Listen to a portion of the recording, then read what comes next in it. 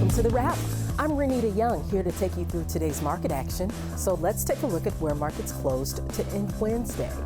All of the major U.S. indices closed in the red, with the Dow down by the least.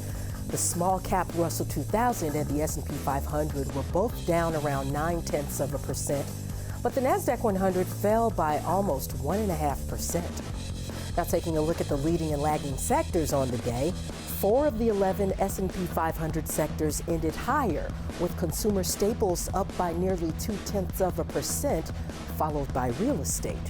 To the downside, communication services fell by about 1.9%, followed by tech.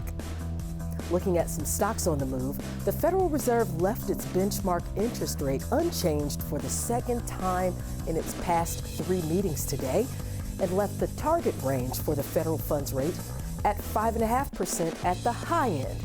It shows that the Fed is moderating its fight against inflation as price pressures have eased, but Fed officials signaled that they expect to raise rates once more this year.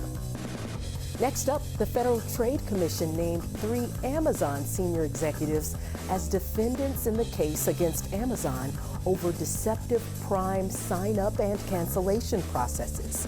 The complaint alleges the executives overseeing Prime downplayed employee concerns about the deceptive practices. An Amazon spokesman called the decision to add the executives as unwarranted under the facts and the law. Amazon shares closed almost 2% lower. And Pinterest shares rose more than 3% after a few analyst upgrades and price target hikes. They come a day after Pinterest announced its board authorized an up to $1 billion stock repurchase program, forecasted accelerated revenue growth, and unveiled new ad tools at its first ever Investor Day. D.A. Davidson and Citigroup both upgraded the stock to buy from neutral. Let's look at what to watch for Thursday.